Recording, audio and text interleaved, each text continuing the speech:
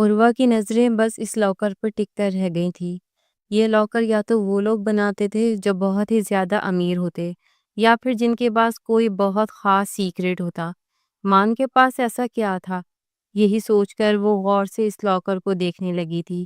اگر کوئی عام انسان اسے دیکھتا تو شاید وہ سمجھ بھی نہ پاتا، لیکن ایک کیس کے دوران عروہ نے اپنے کلائنٹ کی الماری میں اسی طرح کا خفیہ خانہ دیکھا تھا، اس لیے اسے اس بارے میں نالج تھی۔ عروہ نے اس جگہ پر ہاتھ پھیرا تو اسے یہ سمجھنے میں وقت نہ لگا کہ یہ بالکل اسی طرح کا بنا ہوا ہے، اور اسے کھلنے کے لیے کسی چابی کی نہیں بلکہ کارڈ کی ضرورت تھی۔ یہ خفیہ کبرڈ ایک کارڈ سے کھلنے والا تھا۔ عروہ نے ہاتھ پر بندھی گھڑی کی جانب دیکھا۔ وقت کافی نکل چکا تھا، اب اسے آفس تو جانا نہیں تھا، اس لیے وہ کسی طرح اس خفیہ کبرڈ کو کھولنا چاہتی تھی۔ اسے لگ رہا تھا کہ اس کے اندر سارا کا کوئی قیمتی سامان موجود ہوگا، اور اس خفیہ لاکر کو کھولنے کا مقصد بھی صرف سارا کا سامان دیکھنا ہی تھا، کیونکہ وہ ایک اندیکھے حسد کی آگ میں جلنے لگی تھی۔ اسے سارا کے نام سے، اس کے وجود سے، اس کی چیزوں سے نفرت کا احساس ہو رہا تھا۔ کچھ دیر تک وہ وارڈروب کی تلاشی لیتی رہی، اور پھر اسے وہ کارڈ مل ہی گیا۔ بظاہر یہ عام سا کارڈ تھا، جیسے کسی جیولر شاپ کا ہو، لیکن اس کے ایک سائڈ پر خاص قسم کے کوڈز تھے جس سے یہ لاکر کھلنا تھا، اور یہ بات عروہ کو اچھی طرح معلوم تھی۔ البتہ اگر کوئی اور اسے دیکھتا تو کسی جیولر شاپ کا کارڈ سمجھ کر ایسے ہی ڈال دیتا۔ عروہ نے وہ کارڈ لاکر میں لگایا تھا اور لاکر جھٹکے سے کھل گیا تھا۔ ایک پورا ہاتھ نیچے کی جانب اندر چلا جاتا، اتنا بڑا اور گہرا لاکر تھا۔ عروہ نے جیسے ہی ہاتھ اندر ڈالا، ایک ڈائری اس کے ہاتھ لگی تھی۔ عروہ نے وہ ڈائری پکڑی اور بیڈ پر آ بیٹھی۔ ڈائری کے پہلے صفحے پر ہی جلی حرف میں لکھا تھا، سارہ مان جہانگیر۔ وہ اسی سال کی ڈائری تھی جس کی شروعات سارہ اور مان کی شادی سے 2 مہینوں پہلے ہی ہوئی تھی۔ مان سے پہلی ملاقات سے لے کر شادی کی رات تک کی ہر بات اس ڈائری میں درج تھی۔ مان کی بےتابیاں، سارہ اور اس کی نزدیکیاں، اور ان دونوں کے درمیان کے تعلق کو سارہ نے پوری طرح خوبصورت لفظوں میں ڈائری میں اتارا تھا، جسے پڑھتے پڑھتے عروہ کا حسد اور جلن بڑھتی ہی چلی گئی تھی۔ اس کا دل چاہا تھا کہ اس ڈائری کو جلا کر راکھ کر دے۔ اسے کبھی مان نے یہ احساس نہیں ہونے دیا تھا کہ اس کے اور سارہ کے بیچ میں کس طرح کی محبت تھی، یا ان کی محبت کی شدت کیا تھی، لیکن ڈائری میں موجود لفظوں نے مان اور سارہ کی محبت کی گہرائیوں کو عروہ پر پوری طرح کھول دیا تھا۔ مان کس قدر ٹوٹ کر سارہ سے محبت کرتا تھا، اس بات کے احساس میں عروہ کے اندر ایک قدرتی جلن پیدا کر دی تھی۔ ڈائری کے بیچ میں کافی ساری ایسی تصویریں بھی موجود تھیں جو ان کی محبت کا خلاصہ کر رہی تھیں۔ ان تصویروں میں مان اور سارہ کے درمیان کی جو نزدیکیاں تھیں، وہ دیکھ کر عروہ کا ماتھا پسینے سے چمک اٹھا تھا۔ وہ سمجھ رہی تھی کہ مان کی محبت اور قربت صرف اور صرف اسی کے نام ہے۔ اس نے کبھی شاید اپنی پہلی بیوی سے اتنی ٹوٹ کر محبت نہ کی ہو، لیکن یہ تصویریں تو کچھ اور ہی بیان کر رہی تھی۔ شاید وہ سارہ سے اس سے بھی زیادہ محبت کرتا تھا۔ عروہ نے ایک ایک تصویر کو غور سے دیکھا، اور پھر غصے سے ڈائری میں رکھتے ڈائری بند کرنے لگی۔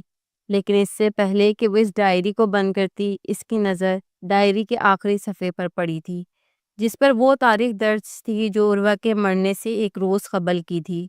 عروہ نے سوچا ہی نہیں تھا کہ وہ آخر تک اس ڈائری کو پڑھے، لیکن اس تاریخ پر نظر پڑنے کے بعد اس نے دھڑکتے دل کے ساتھ اس صفحے کو کھولا تھا، اور اس کے ایک ایک لفظ کو پڑھتے عروہ کے ہاتھ پاؤں کانپ اٹھے تھے۔ اسے جیسے ان لفظوں پہ یقین ہی نہیں آیا تھا۔ سارہ جہانگیر کے لفظوں نے عروہ سے ایک لمحے میں ہی سب کچھ چھین لیا تھا، اس کی محبت، اس کا مان، اس کا غرور، اور ساتھ ہی اعتبار بھی۔ اس ایک صفحے کو اس نے 4 بار پڑھا تھا، اور پھر پیچھے سے پڑھنا شروع کیا تھا۔ ساری گتھیاں سلجھتی چلی گئی تھیں۔ سارہ کا قتل اور مان پر اس کے گھر والوں کے الزامات، ہر سوال کا جواب اسے ایک ڈائری میں تھا۔ گھبراہٹ کے عالم میں ڈائری بند کرتی وہ جیسے ہی کھڑی ہوئی تھی، دروازے سے مان جہانگیر اندر داخل ہوا تھا۔ اسے دیکھتے ہی سوکھے پتے کی طرح عروہ کا دل کانپ اٹھا تھا۔ وہ قدم قدم تیزی سے اندر آیا تھا۔ تم ابھی تک نکلی نہیں؟ مان جہانگیر نے اسے دیکھا تو حیرت سے پوچھنے لگا، اور ایک پل میں ہی اس کی نظر عروہ کے ہاتھ میں پکڑی ڈائری پر چلی گئی تھی۔ چہرے کی رنگت بدلی تھی، ماتھے پر رگوں کا جال ابھر کر واضح ہوا تھا۔ جھٹکے سے اس نے عروہ کے ہاتھ سے وہ ڈائری کھینچی تھی اور اسے کھول کر دیکھا تھا۔ یہ سمجھنے میں زیادہ وقت نہ لگا تھا کہ یہ اس کی پہلی بیوی کی ڈائری تھی جسے وہ بہت اچھی طرح پہچانتا تھا۔ کہاں سے ملی تمہیں یہ؟ مان کے لہجے میں سختی اتر آئی تھی۔ عروہ نے نفی میں سر ہلایا تھا، 2 قدم پیچھے ہٹی تھی۔ بتاؤ کہاں سے ملی؟ وہ بری طرح دھاڑا تھا۔ وارڈروب میں سے، ہکلاتے ہوئے عروہ نے جواب دیا تھا۔ اس کے لفظ اس کا ساتھ چھوڑ گئے تھے۔ مان تم نے سارا کو؟ وہ بے یقینی سے بولی تھی۔ گہرا سانس بھرتے مان بیڈ پر بیٹھ گیا تھا۔ پاؤں پہ پاؤں جماتے وہ سامنے کھڑی عروہ کو دیکھ رہا تھا جو ہوش و حواس سے بیگانہ لگ رہی تھی۔ غلطی ہو گئی جان من، مجھے تمہیں یہاں نہیں لانا چاہیے تھا۔ میرے حساب سے یہاں ایسا کچھ بھی نہیں تھا کہ تمہیں لا کر مجھے پچھتانا پڑتا، لیکن یہ سارا ہے نا، اسے یہ بڑی منحوس عادت تھی ہر بار ڈائری میں لکھنے کی۔ بہت تلاش کی میں نے یہ ڈائری، لیکن مجھے کہیں نہیں ملی۔ دیکھو میرا نصیب، سیدھے تمہارے ہاتھ جا لگی۔ چلو شکر ہے تم بیوی ہو میری۔ یہ بات اب اس کمرے سے باہر نہیں جانی چاہیے میری جان۔ میاں بیوی ایک دوسرے کا لباس ہوتے ہیں، تم بھی میرا لباس ہو، اس لیے میری غلطیوں کو چھپانا تمہارا فرض ہے۔ آنکھوں میں آگ لیے وہ اس کے قریب ہوا تھا۔ لہجے کی غراہٹ عروہ کے ہوش اڑا چکی تھی۔ عروہ نے قدم پیچھے اٹھائے تھے۔ وہ مستقل اپنا سر نفی میں ہلا رہی تھی، جیسے اب بھی بھروسہ نہ کر پا رہی ہو۔ قدم پیچھے پیچھے اٹھاتے وہ کمرے کے ساتھ بنے ٹیرس پر پہنچ گئی تھی۔ ٹیرس کی گرل سے کمر لگتے ہی اسے ہوش آیا تھا۔ تم یہ سب کیسے کر سکتے ہو مان؟ تم نے اسے مار ڈالا، مجھ سے جھوٹ کہا، مجھ سے شادی کر لی۔ کیسے کیسے نہ جان سکی میں تمہاری سچائی؟ میں تو تمہیں بے قصور سمجھتی تھی، لیکن تم تو ایک انتہائی گھٹیا قسم کے مرد نکلے، جس نے خود اپنے ہاتھوں سے اپنی بیوی کو موت کے گھاٹ اتارا ہے۔ جس قدر محبت کرتی تھی وہ معصوم لڑکی تم سے، اور تم نے خود اپنے ہاتھوں سے اس کی جان لے لی۔ کوئی کیسے اس قدر سنگ دل ہو سکتا ہے؟ میں چیخ چیخ کر دنیا کو بتاؤں گی مان جہانگیر کہ تم نے سارا کو مارا ہے، تم نے خود اپنی بیوی کا قتل کیا ہے۔ گرل پر ہاتھ جماتے وہ خود کو سنبھال چکی تھی۔ تم بتاؤ گی دنیا کو؟ کیا بتاؤ گی؟ مسکراتا ہوا وہ اسے قریب آ کر اپنے دونوں بازو گرل پر جما چکا تھا۔ وہ اس کے دونوں آہنی بازو کے درمیان سانس روکے کھڑی تھی۔ بھول گئی ہو کیا بیوی ہو میری؟ مان اس کے چہرے پر جھکا تھا۔ سانس روکے وہ کچھ اور پیچھے ہوئی تھی، سر ہوا میں لہرایا تھا۔ سوچو اگر تمہارے پیر زمین سے اٹھ جائے تو تم کہاں جاؤ گی؟ اف، 2 منزل نیچے؟ میں ظالم نہیں ہوں عروہ، محبت کرتا ہوں تم سے، زیادہ تکلیف نہیں دوں گا تمہیں۔ اگر ایک لفظ بھی میرے خلاف اپنی زبان سے نکالا تو بنا تکلیف کے ہی تمہیں سارا کے پاس پہنچا دوں گا۔ بہت محبت کرتا ہوں میں تم سے، اور جانتا ہوں کہ تم بھی مجھے چاہتی ہو، اسی لیے بہتری اسی میں ہے کہ بھول جاؤ سارا کو، ماضی میں کچھ نہیں رکھا۔ تم نے خود مجھے باعزت بری کروایا ہے، یاد نہیں ہے کیا تمہیں؟ عدالت میں تم نے ہی ثابت کیا کہ میرا سارا سے کے قتل سے کوئی تعلق نہیں۔ اب تم مجھے قاتل کیسے ٹھہرا سکتی ہو؟ وہ اتنی زور سے ہنسا کہ عروہ کو اپنی کانوں میں گھنٹیاں بجتی محسوس ہوئی تھی۔ مان، وہ گھٹی گھٹی آواز میں چیخی، لیکن مان پر پوری طرح جنون طاری ہو چکا تھا۔ وہ اسے گھسیٹتا ہوا کمرے میں لایا تھا۔ پیر پر پٹکتے ہوئے کمرے کے دروازوں کو لاک کرتے اس نے اپنا کوٹ اتار کر پھینکا تھا۔ میری جان، کیوں تکلیف پہنچا رہی ہو خود کو؟ عروہ جو اب بھی آنسو بہاتی بے یقینی سے اس کی طرف دیکھ رہی تھی، وہ اس کے پاس چلا آیا تھا۔ تمہاری آنکھوں میں یہ آنسو مجھے بالکل برداشت نہیں ہو رہے۔ اپنی انگلیوں کے پوروں سے اس کے آنسو پوچھتے اس نے عروہ کا ہاتھ پکڑ کر اسے بیڈ پر بٹھایا تھا۔ جو کچھ مان کی آنکھوں میں عروہ کو دکھائی دے رہا تھا وہ غصے اور نفرت سے کہیں زیادہ تھا۔ اسے پل بھر میں سمجھ آ گیا تھا کہ اس کا انجام کیا ہوگا، اسی لیے اس نے پینترا بدلا تھا۔ مان پلیز جانے دے مجھے، میں کسی سے کچھ نہیں کہوں گی، بس مجھے یہاں سے جانے دو۔ مان کے چہرے پر جنون کے سائے دیکھتے عروہ نے ہاتھ جوڑے تھے۔ اسے سمجھ آ گیا تھا کہ یہ ایک سائیکو انسان ہے جو کسی بھی طرح اب اس پر رحم نہیں کھائے گا۔ کیوں پریشان ہو رہی ہو میری جان؟ محبت کرتا ہوں تم سے، کہا نا زیادہ تکلیف نہیں پہنچاؤں گا تمہیں، لیکن یہاں سے جانے کی بات اب نہ کرو۔ کیسے اعتبار کر لوں کہ دھوکہ نہیں دو گی تم مجھے؟ سارا دن تو ایمانداری کا پارٹ پڑھتی رہتی ہو، کہیں تمہاری یہ ایمانداری مجھے ہی نہ لے ڈوبے۔ میں تو تم سے محبت کرتا ہوں، لیکن تمہیں مجھ سے کتنی محبت ہے اب یہ تمہیں ثابت کرنا ہوگا۔ مان نے آہستگی سے اپنی انگلی کو عروہ کے لرزتے ہونٹوں پر پھیرا تھا۔ یقین جانو مجھ سے خوف کھاتی ہوئی اور بھی زیادہ خوبصورت لگ رہی ہو۔ دونوں بازوؤں سے پکڑتے ہوئے اس نے عروہ کو دیوار سے لگایا تھا۔ عروہ کے قدموں تلے سے زمین سے رکھنے لگی تھی۔ ایسا نہیں تھا کہ اس نے اس سے پہلے قاتل نہیں دیکھے تھے، لیکن شوہر کو قاتل کے روپ میں دیکھنا اس کے لیے ناقابل برداشت تھا۔ جس شخص کو وہ اپنی زندگی، اپنی ذات سونپ چکی تھی، آج وہی درندہ بن کر اس کے سامنے کھڑا تھا۔ عروہ کو تو یقین ہی نہیں آ رہا تھا کہ اس سے اتنا بڑا دھوکہ کیسے کھا لیا۔ کیوں وہ پہچان نہ سکی کہ جس سے اس نے محبت کی ہے وہ اس قابل ہی نہیں تھا۔ عروہ کی محبت کو اعتبار کی ٹھیس پہنچی تھی، اس لیے وہ سنبھل نہ پائی تھی۔ اس کے ہاتھوں کو دیوار کے ساتھ پن کرتے مان جہانگیر نے گہرا سانس اس کے چہرے پر چھوڑا تھا۔ اس کی سانسوں کی حدت میں عروہ کو ہوش کی وادی میں لا پٹکا تھا۔ اپنے خوف پر قابو پاتے اس نے مان کی آنکھوں میں آنکھیں ڈال کر دیکھا۔ اگر تم نے مجھے یہاں سے جانے نہ دیا تو یاد رکھنا کہ تمہارا انجام بھیانک ہوگا۔ میں سارا کی طرح کمزور یا بزدل نہیں ہوں جو تمہاری سچائی جانتے ہوئے بھی خاموش رہوں اور اپنی زندگی کے لیے کچھ نہ کروں۔ میں آخری سانس تک ڈٹ کر تمہارا مقابلہ کروں گی۔ عروہ نے پوری ہمت جمع کر کے مان کی آنکھوں میں آنکھیں ڈال کر اسے دھمکایا تھا۔ آخری سانس؟ کہو تو ابھی کر دوں تمہاری زندگی کی آخری سانس۔ مان نے لمحے بھر میں اس کی نازک سی گردن کو دبوچا تھا۔ عروہ کا سانس اکھڑنے لگا تھا۔ خوف کی زیادتی سے آنکھیں پھیل گئی تھیں۔ مان نے مسکراتے ہوئے اسی حالت میں اس کے لبوں پر اپنی شدت اتاری تھی۔ عروہ کے لبوں سے خون ٹپکنے لگا تھا۔ وہ بن پانی کی مچھلی کی طرح تڑپ رہی تھی اور مان اس کی حالت سے محظوظ ہو رہا تھا۔ لمحے بھر میں اس نے اپنی پینٹ سے بیلٹ کھینچ کر نکالا تھا۔ عروہ کی گردن پہ گرپ ڈھیلی کی تھی۔ عروہ کو سانس آنے لگی تھی۔ مان نے اس بیلٹ سے عروہ کے دونوں ہاتھوں کو کمر کی طرف کرتے ہوئے کس کے باندھ دیا تھا۔ کمینے انسان، چھوڑ دو مجھے، جان لے لوں گی تمہاری۔ وہ بری طرح مچلی تھی۔ مان نے اس کی گدی دبوچتے گردن کو دیوار سے لگایا تھا۔ شٹ اپ یو بچ، بہت آگ تھی نا تیرے اندر، شادی کرنی تھی نا تجھے۔ میں تجھے بتاتا ہوں کہ شادی کیوں کی میں نے تجھ سے، تاکہ خود کو وائٹ کالر کر سکوں۔ شہر کے قابل اور مشہور وکیل کا شوہر بن کر میں بہت آسانی سے اپنے گناہوں سے پیچھا چھڑا سکتا تھا، اسی لیے شادی کی میں نے تم سے۔ اس کے کان پر جھکتے مان غراتے ہوئے بولا، سارا اور میں بزنس میٹنگ میں ملے تھے۔ میں کروڑ پتی تھا اور وہ کھرب پتی۔ میں نے اسے پرپوز نہیں کیا تھا، اس نے مجھے پرپوز کیا تھا۔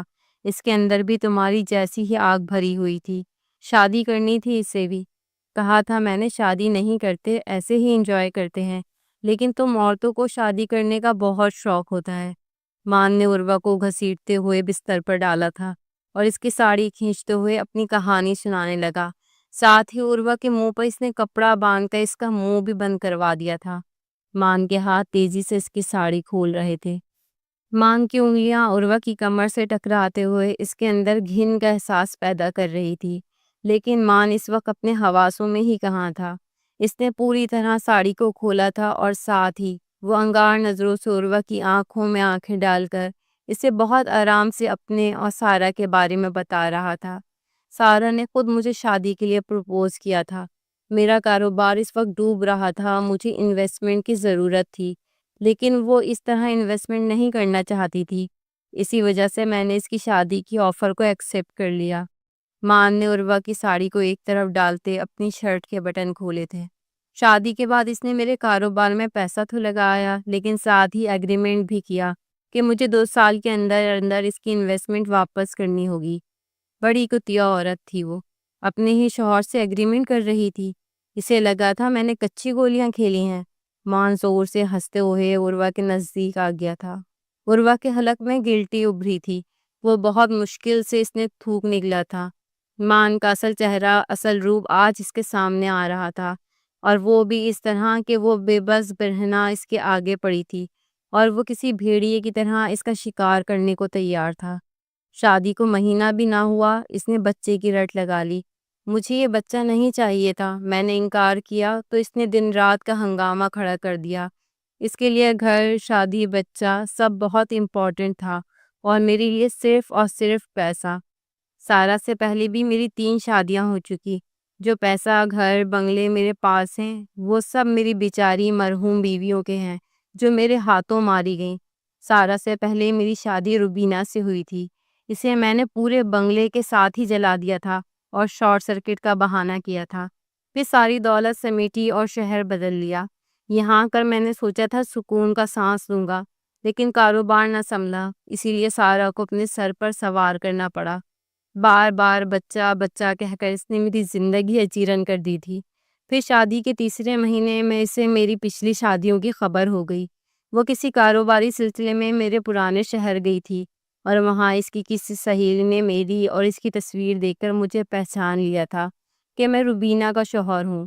وہاں سے آنے سے پہلے اس نے میری ساری معلومات نکالی تھی اور جب وہ واپس لوٹی تو اس کا رویہ بدل چکا تھا۔ میں نے اپنی محبت سے اسے یقین دلانا چاہا کہ ایسا کچھ بھی نہیں ہے۔ میں شادی شدہ ضرور تھا لیکن میں نے اپنی بیوی کو نہیں مارا۔ میری چکنی چپڑی باتوں نے اسے کچھ عرصے کے لیے پھسلا لیا، لیکن بچے کی خواہش نے اسے چین سے بیٹھنے نہ دیا اور وہ مجھے بلیک میل کرنے لگی کہ اگر میں بچے کے لیے راضی نہ ہوا تو وہ اپنے باپ بھائیوں کو میری پہلی شادی کے بارے میں بتا دے گی۔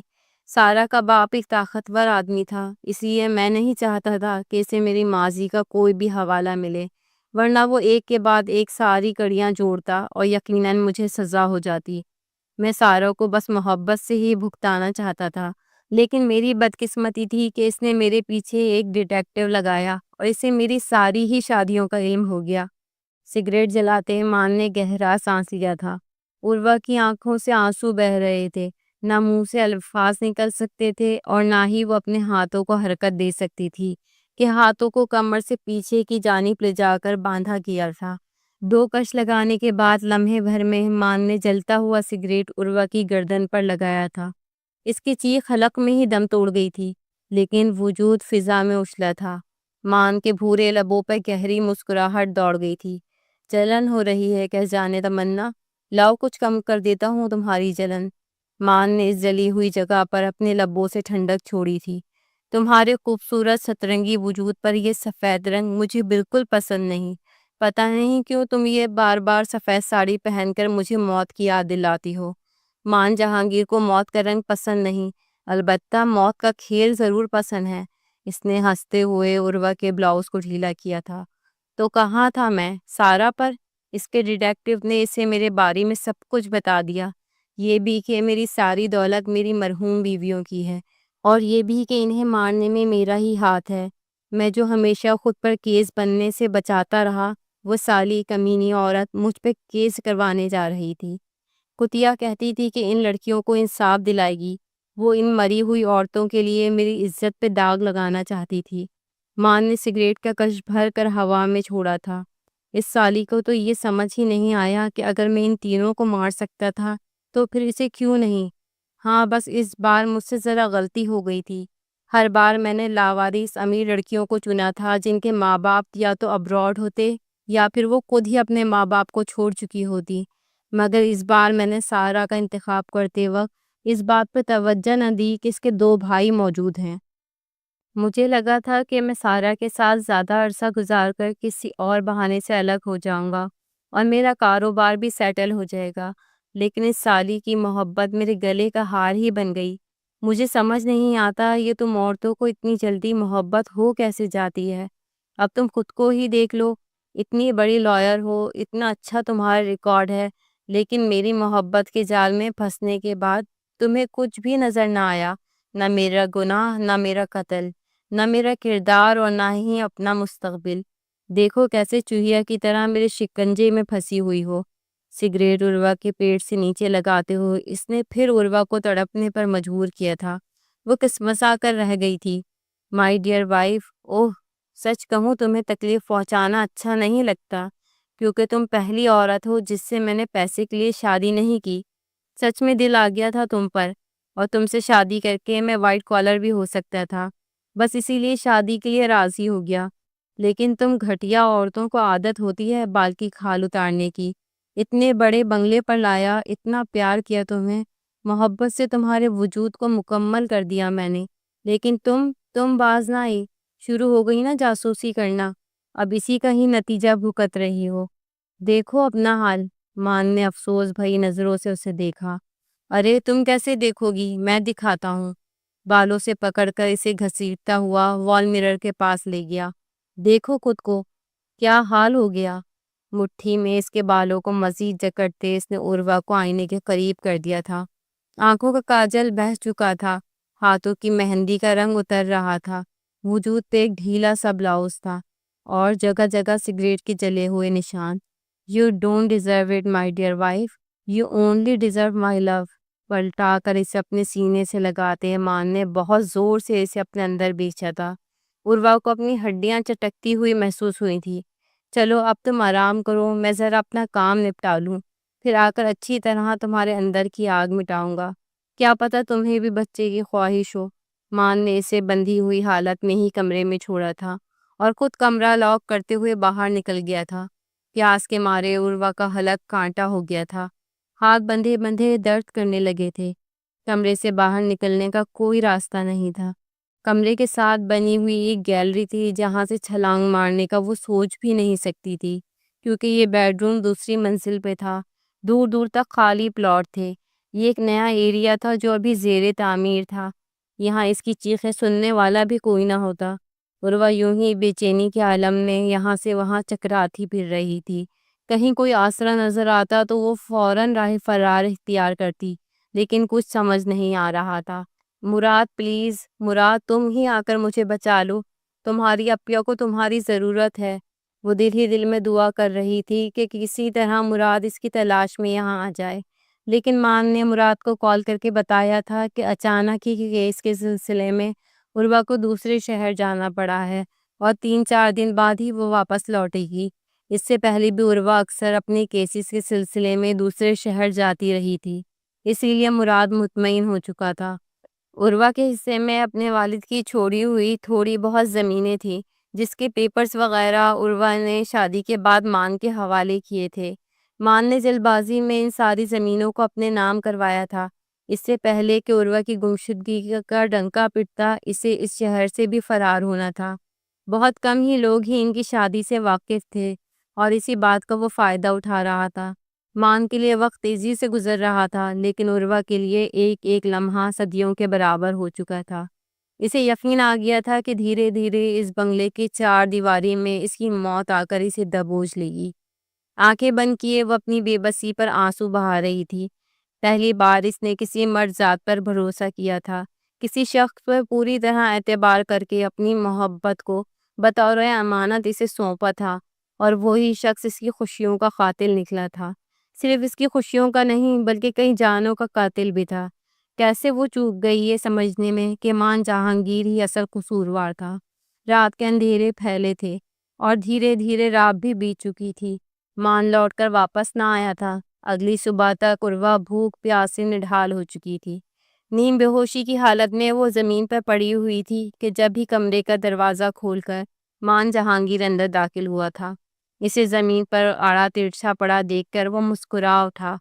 کیا ہوا میری جان، آج بیڈ کی بجائے زمین پر؟ یہ تمہارا حلیہ اتنا بکھرا ہوا کیوں ہے؟ مان نے اسے زمین سے اٹھاتے اس کے بالوں کو اپنی انگلیوں سے سیٹ کیا تھا۔ آنسو خشک ہو چکے تھے، چہرے پر صرف نشان باقی تھے۔ مان نے اس کے ہونٹوں کی پٹی ہٹائی تو عروہ نے گہرے گہرے سانس بھرنے شروع کیے۔ مان پلیز مان، مجھے چھوڑ دو، مجھے جانے دو، میں کسی کو کچھ نہیں بتاؤں گی۔ وہ سسک اٹھی۔ مان اس کے پاس زمین پر ہی بیٹھ گیا۔ تم عجیب ہو یار، کبھی کہتی ہو مجھے زندہ نہیں چھوڑو گی، انصاف کے تقاضوں کو پورا کرو گی، مجھے سزا دلواؤ گی، اور کبھی کہتی ہو کہ میرے خلاف کچھ نہیں کرو گی۔ ڈیسائیڈ کر لو کرنا کیا ہے۔ ایسے تمہیں پریشان دیکھ کر مجھے اچھا نہیں لگ رہا۔ مان اپنے ساتھ ایک کھانے کی ٹرے لایا تھا اور اب وہ ٹرے کھول کر اس کے سامنے بیٹھا ہوا تھا۔ چلو منہ کھولو، اس نے زبردستی عروہ کے منہ میں ایک نوالا ٹھونس دیا تھا۔ تھوڑا سا کھانا کھاؤ، خالی پیٹ تمہیں مار کر گناہ نہیں کمانا چاہتا میں۔ بہت مشکل سے عروہ نے نوالے کو نگلا تھا۔ چلو یہ لو، تھوڑا جوس پی لو، بالوں سے پکڑتے اس نے اسٹرا عروہ کے منہ میں لگائی تھی۔ پیاس سے حلق میں گرہیں پڑ رہی تھی۔ عروہ نے گھونٹ گھونٹ وہ شربت پی لیا۔ دوسرا گلاس سائڈ رکھتے ہوئے وہ زور سے ہنسا۔ کتنی جلدی تھی تمہیں زہر پینے کی، تھوڑا آہستہ پیتی۔ مان کی بات سنتے ہی عروہ کو زور سے ٹھسکا لگا تھا۔ وہ پھٹی پھٹی نگاہوں سے مان کو دیکھنے لگی۔ کیا جوس میں زہر تھا؟ اس کا دل دھڑکنا بھول گیا تھا۔ ہاں تھوڑا، مگر زیادہ نہیں۔ کیا ہے نا کہ موت نیچرل لگنی چاہیے۔ اگر کل کو پولیس نے تمہاری باڈی ڈھونڈ بھی لی تو کم سے کم میں تو باعزت بری ہو جاؤں۔ چلو شاباش، کھانا کھاؤ۔ اس نے جیسے ہی عروہ کے منہ میں نوالا رکھا، عروہ نے اس کے منہ پر تھوک دیا اور مان کے اندر کا مونسٹر جاگ اٹھا۔ کھانے کی ٹرے سائڈ کرتے اس نے عروہ کے منہ پر اتنی زور سے تماچے مارنے شروع کیے تھے، وہ سنبھل بھی نہ سکی تھی اور زمین بوس ہو گئی تھی، اور پھر ایک زوردار لات عروہ کے پیٹ پر دے ماری تھی۔ عروہ کی چیخ سارے بنگلے میں گونجی تھی۔ تو بھی بالکل اسی کی طرح ہے، ضدی، گھمنڈی اور بدنصیب۔ بالوں سے کھینچتے ہوئے وہ عروہ کو باتھ ٹب تک لے گیا تھا۔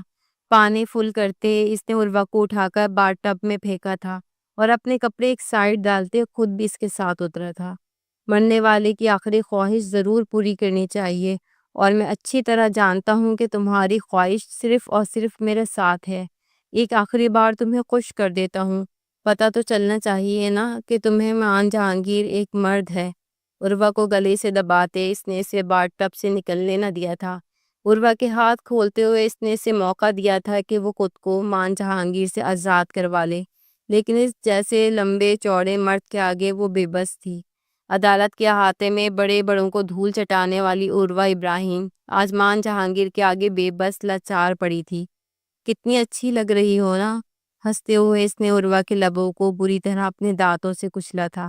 اس کے دل کی جانب انگلی رکھتے ہوئے اس کے کان کی لو پہ جھکا تھا۔ یہ جو دل ہے نا، اس کی سنتا ہے وہ برباد ہوتا ہے۔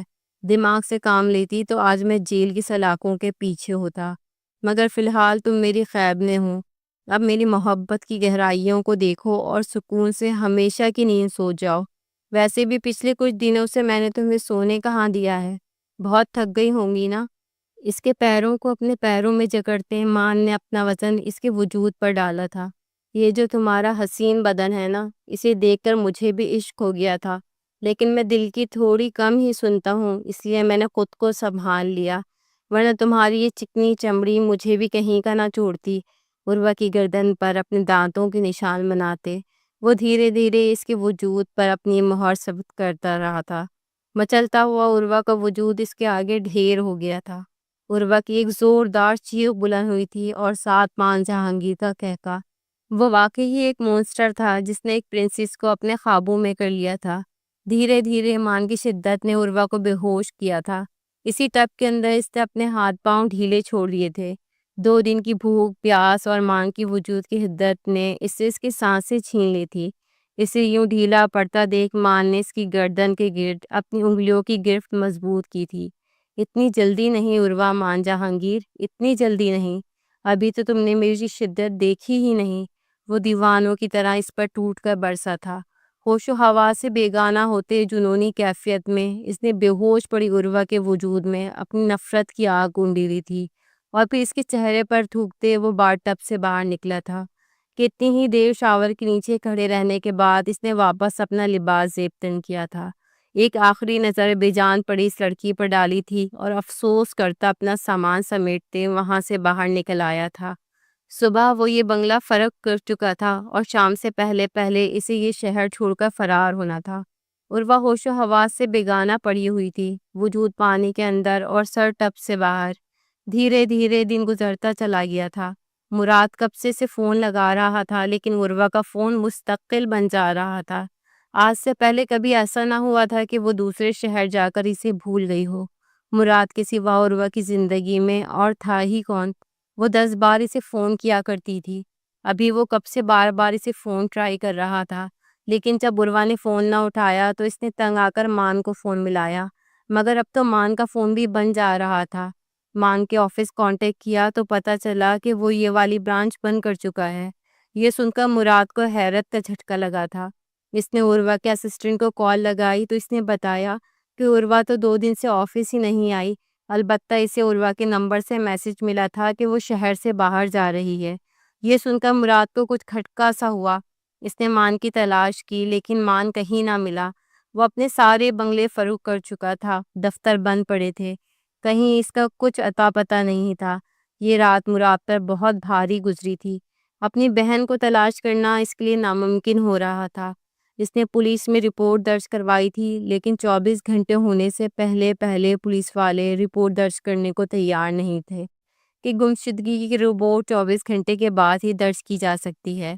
اس نے ہر جگہ معلومات کر لی تھی، یہاں تک کہ بعض سینئر لائر آفتاب صاحب تک پہنچ گئی تھی۔ انہوں نے مراد کو مان جہانگیر کے حوالے سے سب کچھ بتا دیا تھا۔ انہیں مان جہانگیر کا سچ تو معلوم تھا لیکن ثبوت نہیں تھے، اور اب عروہ کی گمشدگی نے یہ ثابت کر دیا تھا کہ کہیں نہ کہیں دال میں کچھ ضرور کالا